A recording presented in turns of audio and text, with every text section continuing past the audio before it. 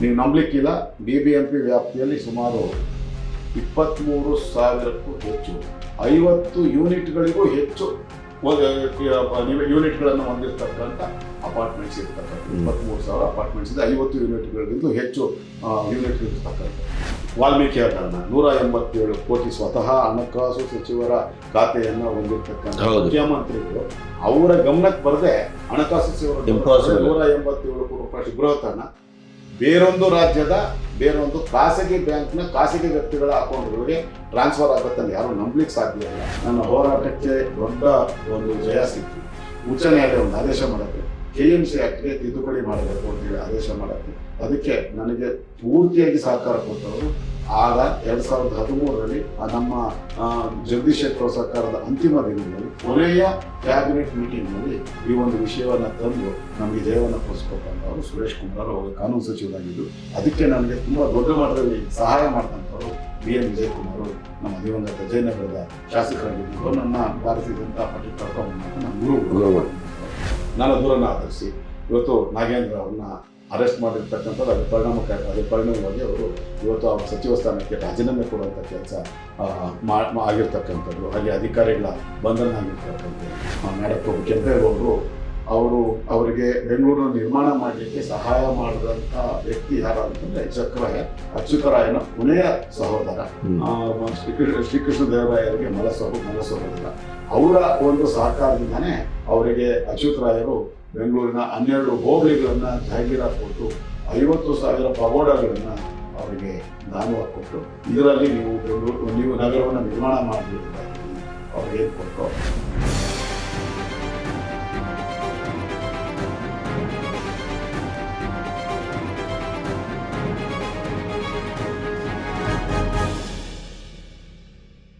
ಶಿವರಾಜ್ ಸಿಂಗ್ ಚೌಹಾಣ್ ಖುದ್ದು ಪತ್ರಿಕಾಗೋಷ್ಠಿಯಲ್ಲಿ ಈ ವಿಷಯವನ್ನು ಉಲ್ಲೇಖ ಮಾಡಿದ್ರು. ಯಾವುದು ಅಂದರೆ ಮಾಗಡಿ ತಾವರೆಕೆರೆ ಹೋಬಳಿ ಏನಿದೆ, ಆ ತಾವರೆಕೆರೆ ಬಳಿ 1,100 ಎಕರೆ ಸರ್ಕಾರಿ ಸ್ವತ್ತಿಗೆ DLF ಸಂಸ್ಥೆ ಬೇಲಿ ಆಗ್ತಿರ್ತಕ್ಕಂಥದ್ದು.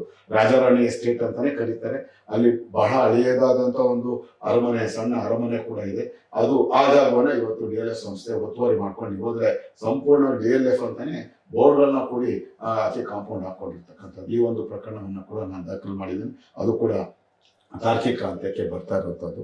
HMT ಭೂ ಹಗರಣ ಅಂತ ಏನಿದೆ, HMT ಕಾರ್ಖಾನೆ 1952-53ರಲ್ಲಿ ಪ್ರಾರಂಭ ಆದಂಥ ಸಂದರ್ಭದಲ್ಲಿ ಆ ಒಂದು ಕಾರ್ಖಾನೆ ಪ್ರಾರಂಭದಿಂದ 16,000 ಕುಟುಂಬಗಳಿಗೆ ಉದ್ಯೋಗ ಅವಕಾಶ ಸಿಗತ್ತೆ ಅನ್ನೋ ಕಾರಣದಿಂದ ಖುದ್ದು ಅಂದಿನ ಮೈಸೂರಿನ ಮಹಾರಾಜರು 200 ಎಕರೆಗಳಷ್ಟು ವಿಸ್ತೀರ್ಣದ ಸ್ವತ್ತನ್ನು ದಾನವನ್ನ ಮಾಡ್ಕೊಳ್ತಾರೆ. ಸ್ಥಳೀಯ ಜನರಿಂದ ಸರ್ಕಾರಿ ಸ್ವತ್ತನ್ನು ಹೊರತುಪಡಿಸಿ ಸ್ಥಳೀಯ ಜನರಿಂದ ಸುಮಾರು 400ಕ್ಕೂ ಹೆಚ್ಚು ಎಕರೆಗಳಷ್ಟು ವಿಸ್ತೀರ್ಣ ಸ್ವತ್ತನ್ನು ತಗೊಂಡು ಭೂಸ್ವಾಧೀನ ಪಡಿಸ್ಕೊಂಡು ಯಾರ್ಯಾರು ಭೂಮಿಯನ್ನು ಬಿಟ್ಕೊಡ್ತಾರೆ ಅವರಿಗೆಲ್ಲ HMT ಕಾರ್ಖಾನೆಗೆ ಕೆಲಸ ಕೊಡ್ತೀವಿ ಅಂತ ಹೇಳಿ ಭರವಸೆಯನ್ನು ಕೊಟ್ಟು ಮಾಡ್ಕೊಂಡಿದ್ದು. ಸುಮಾರು 647 ಎಕರೆ ವಿಸ್ತೀರ್ಣದ ಸ್ವತ್ತಿನ ಪೈಕಿ ಕಾನೂನಿನ ಎಲ್ಲ ನಿಯಮಗಳನ್ನು ಗಾಳಿಗೆ ತೋರಿ ಸಾರ್ವಜನಿಕ ಉದ್ದಿಮೆ ಆಗಿರ್ತಕ್ಕಂಥ HMT ಕಾರ್ಖಾನೆಗೆ ಸೇರಿದಂಥ ಸ್ವತ್ತನ್ನು ಕೇಂದ್ರ ಸರ್ಕಾರದ ಅನುಮೋದನೆ ಮತ್ತು ಅನುಮತಿಯನ್ನು ಪಡೆಯದೆ ಸ್ಥಳೀಯ ಮಟ್ಟದಲ್ಲಿ ಲಜ್ಜೆಗೆಟ್ಟ ರಾಜಕಾರಣಿಗಳು ಹಾಗೆ ಆ ಒಂದು HMT ಸಂಸ್ಥೆಯ MD ಹಾಗಾಗಿ ವ್ಯವಸ್ಥಾಪಕ ನಿರ್ದೇಶಕರಾಗಿ ಬಂದಿದ್ದಂಥ ಹಿರಿಯ ಅಧಿಕಾರಿಗಳ ಒಂದಾಗಿ ಇವತ್ತು 241 ಎಕರೆಗಳಷ್ಟು ವಿಸ್ತೀರ್ಣದ ಸ್ವತ್ತನ್ನು ಮಾರಾಟ ಮಾಡ್ಕೊಂಡ್ಬಿಟ್ಟಿರುವಂಥದ್ದು. ಆ ಮಾರಾಟ ಮಾಡ್ಕೊಂಡಂಥವ್ರ ಪೈಕಿ 3 ಜನ ಇವತ್ತು ನಮ್ಮ ಜೊತೆಗಿಲ್ಲ. ಒಂದು ವಿಲಾಸರಾವ್ ದೇಶಮುಖ್, ಕೇಂದ್ರದಲ್ಲಿ ಕೈಗಾರಿಕಾ ಮತ್ತು ವಾಣಿಜ್ಯ ಇಲಾಖೆ ಸಚಿವರಾಗಿರೋ, ಅದಕ್ಕೆ ಮುಂಚೆ ಮಹಾರಾಷ್ಟ್ರದ ಮುಖ್ಯಮಂತ್ರಿಗಳಾಗಿದ್ದಂಥವ್ರು. ಹಾಗೆ ಸಿದ್ಧಾರ್ಥ ಅವರು ಇವತ್ತು ನಮ್ಮ ಜೊತೆಗಿಲ್ಲ. ಅವರು ಟಾಟಾ ಸಂಸ್ಥೆ ಉಪಾಧ್ಯಕ್ಷ ಕೂಡ ಕೆಲಸ ಮಾಡ್ತಾ ಇದ್ದಂಥವ್ರು. ಇನ್ನೊಬ್ರು ಜೈಪಾಲ್ ರೆಡ್ಡಿ ಅವರು ಕೇಂದ್ರದ ಸಚಿವರಾಗಿದ್ದಂಥ ಅವರು ನಮ್ಮ ಜೊತೆಗೆ ಇಲ್ಲ. ಇವರು ಈ 3 ಜನರು ಕೂಡ ಇದರ ಆರೋಪಿಗಳು. ನನ್ನ ದಾಖಲೆಗಳು ಸಹಿತವಾದಂಥ ದೂರನ್ನು ಆಧರಿಸಿ CBI ಈಗಾಗಲೇ FIR ಕೂಡ ದಾಖಲು ಮಾಡಿದೆ. ಚಾರ್ಜ್ ಶೀಟ್ ಕೂಡ ಆದಷ್ಟು ಶೀಘ್ರ ಸಲ್ಲಿಕೆ ಮಾಡುವಂತ ಒಂದು ಕೆಲಸ ಮಾಡ್ತಾ ಇದೆ. ಇದ್ರ ಜೊತೆಗೆ ಕೆಂಪೇಗೌಡರು, ನಮ್ಮ ಹಿರಿಯ ಕೆಂಪೇಗೌಡರು, ಬೆಂಗಳೂರು ನಿರ್ಮಾತೃ ನಾಡಪ್ರಭು ಕೆಂಪೇಗೌಡರು ಅವರಿಗೆ ಬೆಂಗಳೂರನ್ನು ನಿರ್ಮಾಣ ಮಾಡಲಿಕ್ಕೆ ಸಹಾಯ ಮಾಡಿದಂಥ ವ್ಯಕ್ತಿ ಯಾರು ಅಂತಂದ್ರೆ ಅಚ್ಯುತರಾಯನ ಕೊನೆಯ ಸಹೋದರ ಶ್ರೀಕೃಷ್ಣ ದೇವರಾಯರಿಗೆ ಮಲ ಸಹೋದರ. ಅವರ ಒಂದು ಸಹಕಾರದಿಂದಾನೇ ಅವರಿಗೆ ಅಚ್ಯುತರಾಯರು ಬೆಂಗಳೂರಿನ 12 ಹೋಬಳಿಗಳನ್ನ ಜಾಗೀರಾತು ಕೊಟ್ಟು 50,000 ಪಗೋಡಗಳನ್ನ ಅವರಿಗೆ ದಾನವಾಗಿ ಕೊಟ್ಟು, ಇದರಲ್ಲಿ ನೀವು ನಗರವನ್ನು ನಿರ್ಮಾಣ ಮಾಡಿ ಅಂತ ಹೇಳಿ ಅವ್ರಿಗೆ ಏನ್ ಕೊಟ್ರು.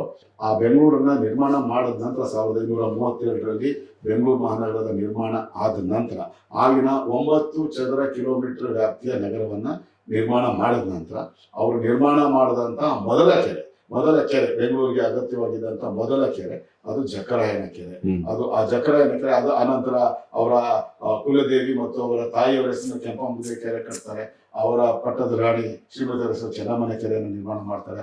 ಧರ್ಮ ಕಾರ್ಯಕ್ಕೆ ಅಂತ ಹೇಳಿ ಧರ್ಮಾಂಬುದಿ ಕೆರೆಯನ್ನು ಕಟ್ತಾರೆ, ಅದು ಬೇರೆ. ಅದು ಈ ಜಕರಾಯನ ಕೆರೆಯಲ್ಲಿ ಸುಮಾರು 4 ಎಕರೆಗೂ ಹೆಚ್ಚು ವಿಸ್ತೀರ್ಣದ ಸ್ವತ್ತನ್ನ ಕಬಳಿಸಿ ಮಂತ್ರಿ ಮಾಲ್ ಮತ್ತೆ ಮಂತ್ರಿ ಗ್ರೀನ್ ಏನ್ ನಿರ್ಮಾಣ ಮಾಡಿದೆ ಅದನ್ನ ಡೆಮಾಲಿಷನ್ ಮಾಡ್ಲಿಕ್ಕೆ 2016ರಲ್ಲಿ ಆದೇಶ ಮಾಡಿದೆ, 2019ರಲ್ಲಿ ಆದೇಶ ಮಾಡಿದೆ, 2019ರಲ್ಲಿ ಉಚ್ಚ ನ್ಯಾಯಾಲಯ ಆದೇಶ ಮಾಡಿದರೆ ಅದನ್ನು ನಮ್ಮ ಹೋರಾಟದ ಮೂಲಕ ಸುಮಾರು 1,000 ಕೋಟಿ ವೆಚ್ಚ ಮೌಲ್ಯದ ಸರ್ಕಾರಿ ಸ್ವತ್ತನ್ನು ವಾಪಸ್ ತಂದು ಕೊಟ್ಟಿದ್ದೀವಿ. ಅದನ್ನು ಉಳಿಸ್ಕೊಳ್ಳುವಂತ ಕೆಲಸ ಪಾಲಿಕೆ ಮತ್ತು ಸರ್ಕಾರ ಮಾಡಬೇಕಾಗಿತ್ತು. ಸರ್ಕಾರ ಮತ್ತು ಪಾಲಿಕೆ ಒಂದು ಲಜ್ಜೆಗೆಟ್ಟ ಕೆಲಸವನ್ನ ಮಾಡಿ ಅವರಿಗೆ ಯಾವುದೇ ಮುನ್ಸೂಚನೆ ಕೊಡ್ದಿರ ಹೋಗಿ ಹೊಡೆದಾಕಕ್ಕೆ ಆದೇಶ ಕೊಟ್ಟಿದ್ರು ಕೂಡ ಅವರಿಗೆ ಮೊದಲೇ ಮುಂಗಡವಾಗಿ ಅವರಿಗೆ ನೋಟಿಸ್ ಅನ್ನ ಕೊಟ್ಟು ಆ ನೋಟಿಸ್ ಮೂಲಕ ಅವರು ತಡೆಯಾಜ್ಞೆಯನ್ನ ತಂದುಕೊಂಡಿದ್ದಾರೆ. ತಡೆಯಾಜ್ಞೆಯನ್ನ ತೆರವುಗೊಳಿಸೋ ಅಧಿಕಾರ ನಮ್ಗಿಲ್ಲ, ಯಾಕಂದ್ರೆ ಅವ್ರು ನಮ್ಮ ಮೇಲೆ ತಂದಿರೋದಲ್ಲ, ನಾವು ಆದೇಶ ಮಾಡಿಸಿದ್ವಿ ನ್ಯಾಯಾಲಯದಿಂದ. ಆ ತಡೆಯಾಜ್ಞೆಯನ್ನ ತೆರವುಗೊಳಿಸಿ ಆ 1,000 ಕೋಟಿಗೂ ಹೆಚ್ಚು ಮೌಲ್ಯ ಸರ್ಕಾರಿ ಸ್ವತ್ತನ್ನು ವಶಪಡಿಸ್ಕೊಳ್ಬೇಕಾಗಿರೋದು ಸರ್ಕಾರದ ಮತ್ತು ಪಾಲಿಕೆಯ ಕೆಲಸ. ಅವರು ಇಲ್ಲಿಯವರೆಗೆ ಆ ಒಂದು ತಡೆಯಾಜ್ಞೆಯನ್ನ ಕಳೆದ 4.5 ವರ್ಷಗಳಿಂದ ತೆರವುಗೊಳಿಸುವಂತ ಕೆಲಸಕ್ಕೆ ಅವ್ರು ಮುಂದಾಗಿಲ್ಲ. ಅಂದ್ರೆ ಅವ್ರ ಜೊತೆ ಅವರು ಶಾಮೀಲಾಗಿರ್ತಕ್ಕಂಥದ್ದು. ಇವತ್ತು ತಾನೇ ನಾನು ದಾಖಲೆಗಳು ಸಹಿತ BDA ಆಯುಕ್ತರಿಗೆ, BBMP ಆಯುಕ್ತರಿಗೆ, ಆಡಳಿತಾಧಿಕಾರಿಗಳಿಗೆ ನಾನು ಒಂದು ದಾಖಲೆಗಳು ಸಹಿತ ಒಂದು ದೂರನ್ನ ಇವತ್ತು ಕೊಟ್ಟಿದ್ದೇನೆ.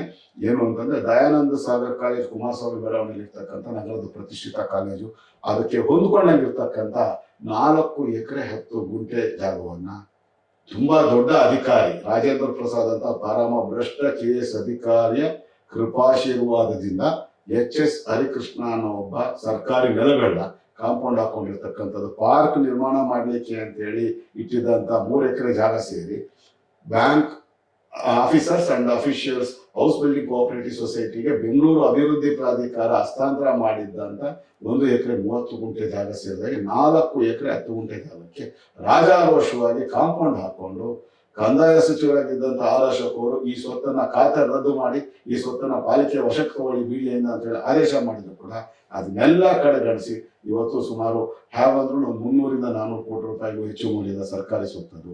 ಅದನ್ನ ಇವತ್ತು ಖಾತೆ ರದ್ದು ಮಾಡಬೇಕು ಮತ್ತೆ ನಿಮ್ಮ ವಶಕ್ಕೆ ತಗೋಬೇಕು ಅಂತ ಹೇಳಿ ಇವತ್ತು ನಾನು ಪತ್ರವನ್ನ ದಾಖಲೆಗಳು ಸಹಿತ ದೂರನ್ನ ಕೊಟ್ಟಿದ್ದೀನಿ. ಕ್ರಮ ತಗೊಳ್ತೀವಿ ಅಂತ ಹೇಳಿದ್ರೆ ಇವ್ರು ತಗೊಳ್ಳೋದು ಸುಳ್ಳು. ಹಾಗಾಗಿ ನಾನು ಅದಕ್ಕೆ ಸರ್ಕಾರಿ ಭೂ ಕಬಳಿಕೆ ನಿಗ್ರಹ ವಿಶೇಷ ನ್ಯಾಯಾಲಯದಲ್ಲಿ ದಾಖಲೆಗಳು ಸಹಿತ ದೂರನ್ನ ದಾಖಲು ಮಾಡ್ತೀನಿ, ಮತ್ತೆ ಲೋಕಾಯುಕ್ತದ ಸಂಬಂಧಪಟ್ಟ ಅಧಿಕಾರಿಗಳ ವಿರುದ್ಧ ದೂರ ದಾಖಲು ಮಾಡ್ತೀನಿ ಅಂತ ಹೇಳಿ ನಾನು ಈಗಾಗಲೇ ಅವ್ರಿಗೆ ಎಚ್ಚರಿಕೆಯನ್ನು ಕೊಡುವಂತ ಕೆಲಸವನ್ನ ನಾನು ಮಾಡಿದ್ದೇನೆ. ಇದು ಒಂದು ನಮ್ಮ ಹೋರಾಟಗಳಿಂದ ಸರ್ಕಾರಕ್ಕೆ ಬಂದಿರತಕ್ಕಂಥ 11,000 ಕೋಟಿಗೂ ಹೆಚ್ಚು ಮೌಲ್ಯದ ಸರ್ಕಾರಿ ಸ್ವತ್ತುಗಳ ಕಥೆ ಆಯ್ತು ಅಂತಂದ್ರೆ, ತಾರ್ಕಿಕ ಅಂತ್ಯಕ್ಕೆ ಹೋಗಿರ್ತಕ್ಕಂಥದ್ದು ಅಂತಂದ್ರೆ ಬೆಂಗಳೂರಿನಲ್ಲಿ ಕಾರ್ಯಾಚರಣೆ ನಡೆಸ್ತಾ ಇರ್ತಕ್ಕಂಥ 17 ಪ್ರಭಾವಿ ಮತ್ತು ಅಪಾಯಕಾರಿ ಮಾಫಿಯಾಗಳ ಪೈಕಿ OFC ಮಾಫಿಯಾ ಕೂಡ ಒಂದು. ಆ OFC ಮಾಫಿಯಾ ಯಾವ ರೀತಿ ಕೆಲಸ ಮಾಡ್ತಾ ಇದೆ ಅಂತಂದ್ರೆ BBMP ವ್ಯಾಪ್ತಿಯಲ್ಲಿ ಈಗ ಅವರು ಹಾಕೊಂಡಿರುವಂತದ್ದು ಸುಮಾರು 1,07,000 ಕಿಲೋಮೀಟರ್ ಉದ್ದದ ಡಕ್ಟ್ಗಳನ್ನ ಹಾಕೊಂಡಿರುವಂತದ್ದು. ಆದ್ರೆ ಅವ್ರ ಅನುಮತಿ ತಗೊಂಡಿರ್ತಕ್ಕಂಥ ನೀವು ನಂಬಲಿಕ್ಕಿಲ್ಲ, ಕೇವಲ 6,500 ಕಿಲೋಮೀಟರ್ ಉದ್ದದಕ್ಕೆ ತಗೊಂಡಿರುವಂತದ್ದು. ಅವರು ತಗೊಂಡಿರೋದಕ್ಕೆ 20 ಪಟ್ಟು ಹೆಚ್ಚು ಡಕ್ಟ್ಗಳನ್ನ ಅವ್ರು ಹಾಕಿರುವಂತದ್ದು. ಹಾಗಾಗಿ ಆಮೇಲೆ ಅವರು 10 ಕಿಲೋಮೀಟರ್ಗೆ ಅಂತ ತಗೊಳ್ತಾರೆ, 100 ಕಿಲೋಮೀಟರ್ ಹಾಕ್ತಾರೆ. ಈ ರೀತಿ 14 ಪ್ರಮುಖ ಸರ್ವಿಸ್ ಪ್ರೊವೈಡರ್ಸ್ ಏನಿದೆ, ಟೆಲಿಕಾಂ ಸರ್ವಿಸ್ ಪ್ರೊವೈಡರ್ಸ್ ಮತ್ತೆ ನಾನ್ ಟೆಲಿಕಾಂ ಸರ್ವಿಸ್ ಪ್ರೊವೈಡರ್ಸ್ 17 ಜನ ಇದ್ದಾರೆ. ಇವ್ರ ಜೊತೆ ಶಾಮೀಲಾಗಿರ್ತಕ್ಕಂಥ BBMPಯ ಅಧಿಕಾರಿಗಳು ಅವ್ರ ಜೊತೆ ತಿನ್ನಬಾರದು ತಿಂದು, ಅವ್ರ ಹತ್ರ ಮಾಡಿಸ್ಕೊಳ್ಬಾರ್ದಿರೋದನ್ನು ಮಾಡಿಸ್ಕೊಂಡು, ಅವ್ರಿಗೆ ಹೇರಳವಾದಂಥ ಕೆಲಸಗಳನ್ನ, ಕಾನೂನು ಬಾಹಿರ ಕೆಲಸಗಳನ್ನ ಮಾಡಿಕೊಟ್ಟು ಸುಮಾರು ಕಳೆದ 1999 ಈಚೆಗೆ ಏನಿವತ್ತು OFC ಮುಂಚೂಣಿಯಲ್ಲಿದೆ. ಇವತ್ತು ತಾಂತ್ರಿಕವಾಗಿ ಮೊಬೈಲ್ಗಳು ಬಳಕೆ ಮತ್ತು ಟೆಲಿವಿಷನ್ಗಳ ಬಳಕೆ, ಇಂಟರ್ನೆಟ್ಗಳ ಬಳಕೆ ವ್ಯಾಪಕ ಪ್ರಮಾಣದಲ್ಲಿ ಹೆಚ್ಚಾಗಿರುವಂಥದ್ದು. ಅದಕ್ಕೆ ಸಂಬಂಧಪಟ್ಟ ಕೇವಲ 1999 2024 25 ವರ್ಷಗಳಲ್ಲಿ ಕೇವಲ BBMP ಮಾತ್ರ ಆಗಿರ್ತಕ್ಕಂಥ ನಷ್ಟ ಕನಿಷ್ಠ 1,10,000 1,15,000 ಕೋಟಿ ರೂಪಾಯಿಗಳಷ್ಟು ಹಣ ನಷ್ಟ ಉಂಟಾಗಿರ್ತಕ್ಕಂಥದ್ದು. ಇದನ್ನ ಕಂಡು ನಾನು ಉಚ್ಚ ನ್ಯಾಯಾಲಯದಲ್ಲಿ PIL ಅನ್ನ ಸಾರ್ವಜನಿಕ ಹಿತಾಸಕ್ತಿ ಮೊಕದ್ದಮೆಯನ್ನು ಹಾಕ್ತೀನಿ. ನನ್ನನ್ನ ಹಿತಾಸಕ್ತಿ PIL ನ ವಾಪಸ್ ತಗೊಳ್ಳುವಂತ ಒತ್ತಡ ದೊಡ್ಡ ಮಟ್ಟಕ್ಕಾಗತ್ತೆ. ದೊಡ್ಡ ಮಟ್ಟಕ್ಕಾಗಿ ನಾನು ಒಪ್ಪದೇ ಇದ್ದಾಗ ನನ್ನ ಮೇಲೆ ಫೈರಿಂಗ್ ಮಾಡುವಂಥ ಕೆಲಸವನ್ನು ಕೂಡ ಅವ್ರು ಮಾಡ್ತಾರೆ. ನಾನು ಸ್ವಲ್ಪ ಅದ್ರಲ್ಲಿ ಬಚಾವ್ ಆಗ್ತೀನಿ. ಪೊಲೀಸ್ ಇಲಾಖೆಯ ಒಂದು ಇದರಿಂದ ಮನೆ ಮುಂದೆನೆ ಅದು ಅವ್ರನ್ನ ನಾವು ಸುಪಾರಿ ಕಿಲ್ಲರ್ನ ಕೂಡ ನಾವು ಬಂಧಿಸಿ ಕೊಡ್ತೀವಿ. ಸ್ವೀಕಾರ ನಾಯಕ್ ಅಂತ ಕಾರ್ಕಳ ಮೂಲದ ಒಬ್ಬ ಸುಪಾರಿ ಕಿಲ್ಲರ್ನ ಕೂಡ ನಾವು ನಾವೇ ಹಿಡಿದು ಕೊಡುವಂಥ ಕೆಲಸ ಮಾಡ್ತೀವಿ. ಅದಾದ ನಂತರ ನನ್ನ ಹೋರಾಟಕ್ಕೆ ದೊಡ್ಡ ಒಂದು ಜಯ ಸಿಕ್ಕಿ ಉಚ್ಚ ನ್ಯಾಯಾಲಯ ಒಂದು ಆದೇಶ ಮಾಡುತ್ತೆ, KMC ಆಕ್ಟ್ಗೆ ತಿದ್ದುಪಡಿ ಮಾಡಬೇಕು ಅಂತೇಳಿ ಆದೇಶ ಮಾಡುತ್ತೆ. ಅದಕ್ಕೆ ನನಗೆ ಪೂರ್ತಿಯಾಗಿ ಸಹಕಾರ ಕೊಟ್ಟವರು ಆಗ 2013ರಲ್ಲಿ ನಮ್ಮ ಜಗದೀಶ್ ಶೆಟ್ಟರ್ ಸರ್ಕಾರದ ಅಂತಿಮ ದಿನಗಳಲ್ಲಿ ಕೊನೆಯ ಕ್ಯಾಬಿನೆಟ್ ಮೀಟಿಂಗ್ ನಲ್ಲಿ ಈ ಒಂದು ವಿಷಯವನ್ನ ತಂದು ನಮಗೆ ಜಯವನ್ನು ಕೊಡಿಸ್ಕೊಟ್ಟಂತವರು ಸುರೇಶ್ ಕುಮಾರ್ ಅವರು ಕಾನೂನು ಸಚಿವರಾಗಿದ್ದು.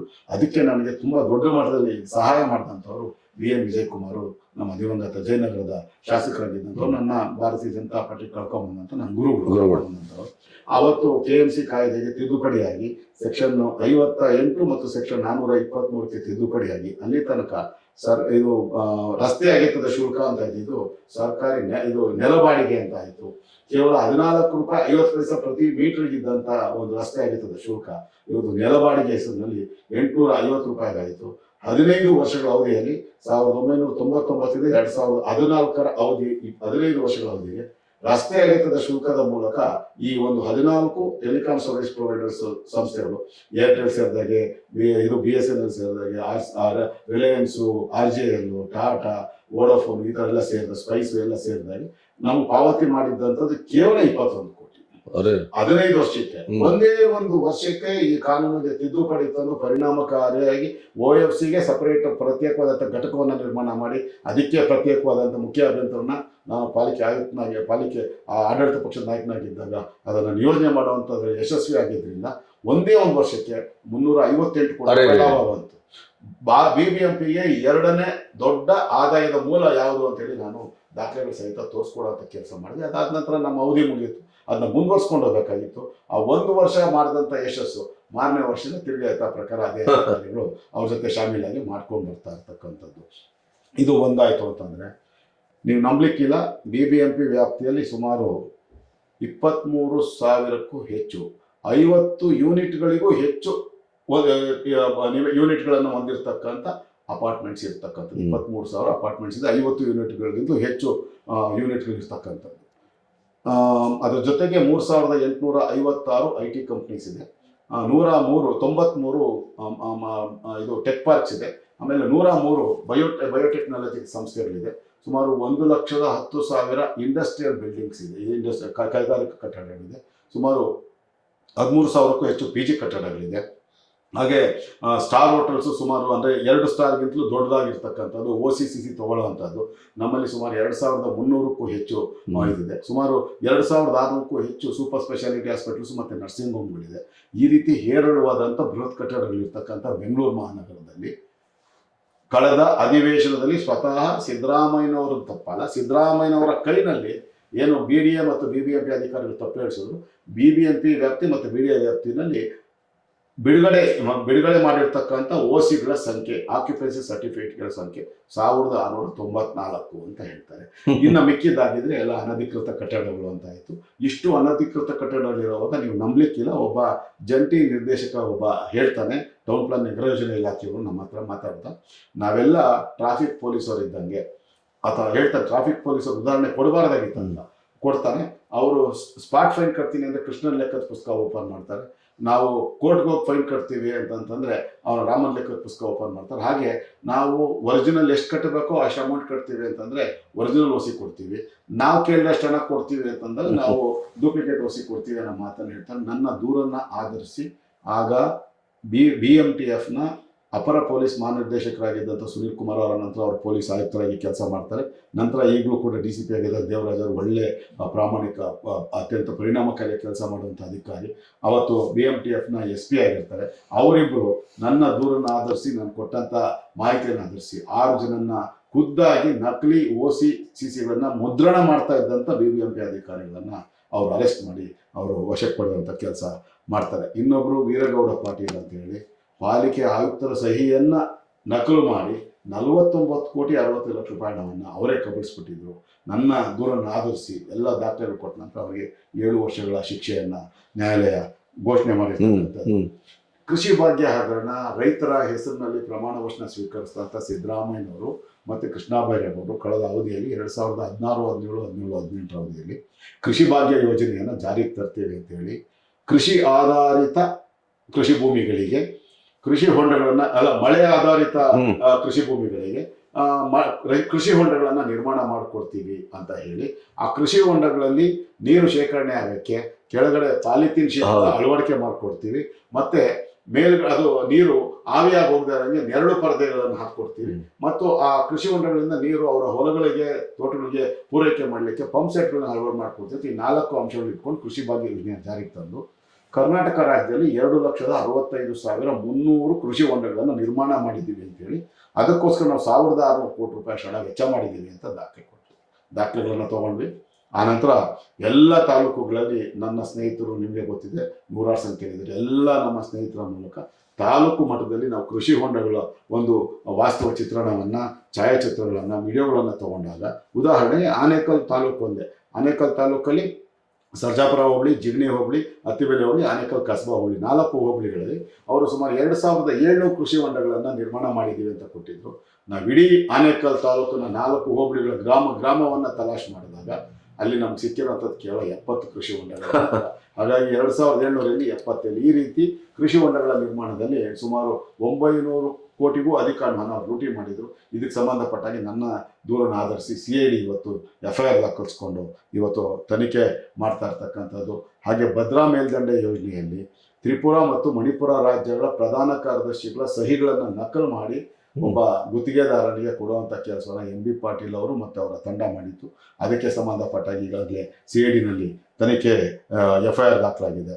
ಹಾಗೆ ಒಂದು ಬೋರ್ವೆಲ್ಗಳು ಮತ್ತು RO ಪ್ಲಾಂಟ್ಸ್ಗಳು BBMPಲಿ 9,558 ಬೋರ್ವೆಲ್ಗಳು ಕೊಡ್ತಿದ್ದೀವಿ ಬರೀ ಹೊರವಲಯಗಳಲ್ಲಿ 5 ವಲಯಗಳಲ್ಲಿ ಅಂತ ಹೇಳಿ. 970ಕ್ಕೂ ಹೆಚ್ಚು RO ಪ್ಲಾಂಟ್ಗಳನ್ನು ಕೊಡ್ತಿದ್ದೀವಿ ಅಂತೇಳಿ. ಪ್ರತಿಯೊಂದು ಬೋರ್ವೆಲ್ಗೆ RO ಪ್ಲಾಂಟ್ಗೆ 20 ಲಕ್ಷ ರೂಪಾಯಿ, ಪ್ರತಿಯೊಂದು ಬೋರ್ವೆಲ್ಗೆ 8 ರಿಂದ 9 ಲಕ್ಷ ರೂಪಾಯಿ ಹಣವನ್ನು ತೋರಿಸಿದ್ರು. ವಾಸ್ತವವಾಗಿ ಬೋರ್ವೆಲ್ 1,000 ಅಡಿಗಳಷ್ಟು ಆಳಕ್ಕೆ ಹಿಡಿದ್ರು ಕೂಡ ನಮ್ಗೆ 2.5 ಲಕ್ಷ 3 ಲಕ್ಷ ರೂಪಾಯಿ ಖರ್ಚಾಗುತ್ತೆ. RO ಪ್ಲಾಂಟ್ಗಳಿಗೆ 7 ಲಕ್ಷ ರೂಪಾಯಿ ಅಷ್ಟು ನಾವು ಯಡಿಯೂರವಾಡಲ್ಲಿ ಮಾಡಿ ತೋರಿಸಿದ್ದೀವಿ. ಅದಕ್ಕೆ ಅವರು 25 ಲಕ್ಷ ರೂಪಾಯಿ 30 ಲಕ್ಷ ರೂಪಾಯಿ ಹಣ ಅಂತ ಡ್ರಾ ಮಾಡಿರೋದು. ನಾವು ಇದನ್ನೆಲ್ಲ ಅಂಕಿಅಂಶಗಳನ್ನು ಹುಡ್ಕೊಂಡು ಹೋದಾಗ ನಮಗೆ ಒಂದು 500-600 ಕೂಡ ಸಿಕ್ಕಿಲ್ಲ. 9,558 ಕೋರ್ ಬೆಂಗಳೂರನ್ನ ಹೊರತುಪಡಿಸಿ ಕೇವಲ RR ನಗರ ವಲಯ, ಬೊಮ್ಮನಹಳ್ಳಿ, ಮಹದೇವಪುರ, ಯಲಹಂಕ ಮತ್ತು ದಾಸರಹಳ್ಳಿ ವಲಯಗಳ 9 ವಿಧಾನಸಭಾ ಕ್ಷೇತ್ರಗಳ ವ್ಯಾಪ್ತಿಯಲ್ಲಿ ಈ 9,558 ಬೋರ್ವೆಲ್ಗಳನ್ನ ಕೊಡ್ತಿದ್ದೀವಿ ಅಂತ ಜಾರಿ ನಿರ್ದೇಶನದಲ್ಲಿ 131 ಜನರ ವಿರುದ್ಧ FIR ದಾಖಲಾಗಿ ಅದು ಅಂತಿಮ ಹಂತದಲ್ಲಿರುವಂಥದ್ದು. ವಾಲ್ಮೀಕಿ ಹಗರಣ 187 ಕೋಟಿ ಸ್ವತಃ ಹಣಕಾಸು ಸಚಿವರ ಖಾತೆಯನ್ನು ಹೊಂದಿರತಕ್ಕಂಥ ಮುಖ್ಯಮಂತ್ರಿಗಳು ಅವರ ಗಮನಕ್ಕೆ ಬರದೆ ಹಣಕಾಸು ಸಚಿವರ 187 ಕೋಟಿ ರೂಪಾಯಿ ಬೃಹತ್ ಹಣ ಬೇರೊಂದು ರಾಜ್ಯದ ಬೇರೊಂದು ಖಾಸಗಿ ಬ್ಯಾಂಕ್ನ ಖಾಸಗಿ ವ್ಯಕ್ತಿಗಳ ಅಕೌಂಟ್ಗಳಿಗೆ ಟ್ರಾನ್ಸ್ಫರ್ ಆಗುತ್ತಲ್ಲ ಯಾರು ನಂಬಲಿಕ್ಕೆ ಸಾಧ್ಯ ಇಲ್ಲ. ಹಾಗಾಗಿ ನಾನು ಅದನ್ನು ದೂರುಗಳ ಸಹಿತ ಆ ಚಂದ್ರಶೇಖರ್ ಅವರು ಅವರ ಇದು ಮರಣ ಪತ್ರದಲ್ಲಿ ಅವರು ಉಲ್ಲೇಖ ಮಾಡಿದ್ದಂತೆ ಎಲ್ಲ ಅದನ್ನೆಲ್ಲ ನಾವು ಕೂಲಂಕುಷವಾಗಿ ತನಿಖೆ ಮಾಡಿ ದಾಖಲೆಗಳನ್ನ ತೆಗೆದಾಗ ಅದರಲ್ಲಿ ಇವರ ಮೂಗಿನ ನೇರಕ್ಕೆ ನಡೆದಿರ್ತಕ್ಕಂಥ ಅದರಲ್ಲಿ 2 ಪ್ರಮುಖ ಪಾತ್ರ, ಒಂದು ಸಿದ್ದರಾಮಯ್ಯನವರು ಮತ್ತು ಇನ್ನೊಂದು ನಾಗೇಂದ್ರ ಅವರ ಆಣತಿಯಂತೆ ನಡೆದಿರ್ತಕ್ಕಂಥದ್ದು 187 ಕೋಟಿ ರೂಪಾಯಿ ಅಷ್ಟು. ಅದು ಬಳ್ಳಾರಿ ಸಂಸತ್ ಲೋಕಸಭಾ ಚುನಾವಣೆ ಕೂಡ ಬಳಕೆ ಆಗಿರ್ತಕ್ಕಂಥದ್ದು, ಈಗಾಗಲೇ ಜಗಜ್ಜಾಹೀರಾಗಿರುವಂಥದ್ದು. ನಾನು ದೂರನ್ನು ಆಧರಿಸಿ ಇವತ್ತು ನಾಗೇಂದ್ರ ಅವ್ರನ್ನ ಅರೆಸ್ಟ್ ಮಾಡಿರ್ತಕ್ಕಂಥದ್ದು. ಅದರ ಪರಿಣಾಮವಾಗಿ ಅವರು ಇವತ್ತು ಅವರ ಸಚಿವ ಸ್ಥಾನಕ್ಕೆ ರಾಜೀನಾಮೆ ಕೊಡುವಂಥ ಕೆಲಸ ಆಗಿರ್ತಕ್ಕಂಥದ್ದು. ಹಾಗೆ ಅಧಿಕಾರಿಗಳ ಬಂಧನ ಆಗಿರ್ತಕ್ಕಂಥದ್ದು. ಹಾಗೆ ಬದಲಿ ನಿವೇಶನಗಳೇನು ಇವತ್ತು ಮೈಸೂರಲ್ಲಿ ನಡೀತಾ ಇದೆ, ಅದಕ್ಕಿಂತಲೂ ಮುಂಚಿತವಾಗಿ ನಾನು 2016ರಲ್ಲೇ BDAನಲ್ಲಿ ನಡೆದಿರ್ತಕ್ಕಂಥ ಕೇವಲ ಹನುಮಂತೇಗೌಡ ಅನ್ನೋ ಒಬ್ಬ ಮಾಜಿ ಕಾರ್ಪೊರೇಟರ್ ಮಾಡಿರ್ತಕ್ಕಂಥ 245 ಬದಲಿ ನಿವೇಶನಗಳು ಹಗರಣವನ್ನು ದಾಖಲೆಗಳು ಸಹಿತ ಬಯಲಿಗೆಳೆದಿದ್ದೆ. ನಾನು ಈಗಾಗಲೇ ಈ ಹಿಂದೆ ಕೂಡ ಹೇಳಿದ್ದೀನಿ, ಇವಾಗಲೂ ಇನ್ನೊಂದ್ಸಾರಿ ಹೇಳಕ್ಕೆ ಇಷ್ಟಪಡ್ತೀನಿ. ಬದಲಿ ನಿವೇಶನಗಳನ್ನ ಯಾವಾಗ ಯಾರಿಗೆ ಕೊಡಬೇಕು, ಯಾವಾಗ ಕೊಡಬೇಕು, ಎಲ್ಲಿ ಕೊಡಬೇಕು ಅಂತಂದರೆ, ಯಾರು ಮೂಲ ಮಾಲೀಕರು ತಮ್ಮ ಸ್ವತ್ತುಗಳನ್ನು ಬಡಾವಣೆ ನಿರ್ಮಾಣಕ್ಕೆ ಅಂತೇಳಿ ಬೆಂಗಳೂರು ಅಭಿವೃದ್ಧಿ ಪ್ರಾಧಿಕಾರ ಅಥವಾ KIDBಯಿಂದ ಕಳ್ಕೊಳ್ತಾರೆ, ಆ ಮಾಲೀಕರಿಗೆ ಆ ಒಂದು ಬಡಾವಣೆಯಲ್ಲಿ ಕೊಡುವಂಥದ್ದು. ಅಥವಾ ಅದರ ನಂತರ ಅಲ್ಲಿ ಅವ್ರಿಗೆ ಕೊಡ್ತಾರೆ. 1 ಎಕರೆಗೆ ಕನಿಷ್ಠ 60-40 ನಿವೇಶನದ ಒಂದು ಸ್ವತ್ತನ್ನು ಕೊಡ್ತಾರೆ. ಈಗ 50-50 ಅಂತ ಇರೋದ್ರಿಂದ ಒಂದು 100 ನಿವೇಶನ ರಚನೆ ಆದರೆ ಅದರಲ್ಲಿ 50 ನಿವೇಶನ ಭೂ ಮಾಲೀಕರಿಗೆ, ಇನ್ನು 50 ನಿವೇಶನ ಸಂಬಂಧಪಟ್ಟ ಸಂಸ್ಥೆಗೆ KIDB ಅಥವಾ BDA ಸಂಸ್ಥೆಗೆ ಹೋಗುವಂಥದ್ದು.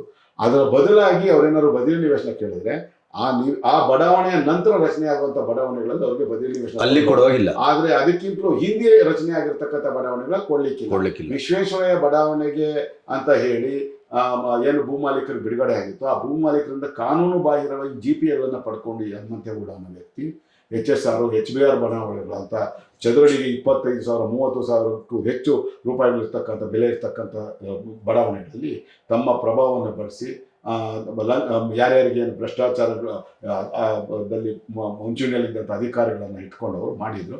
ಆ ಎಲ್ಲ 245 ಬದಲಿ ನಿವೇಶನವನ್ನು ವಾಪಸ್ ತಗೊಳ್ಳೋ ರೀತಿಯಲ್ಲಿ ಮಾಡೋದಲ್ಲದೆ ಇವತ್ತು ಅವರ ವಿರುದ್ಧ 3 FIRಗಳು ದಾಖಲಾಗಿ 3 ಸಾರಿ ಅವರು ಬಂಧನಕ್ಕೆ ಒಳಗಾಗಿರ್ತಕ್ಕಂಥದ್ದು.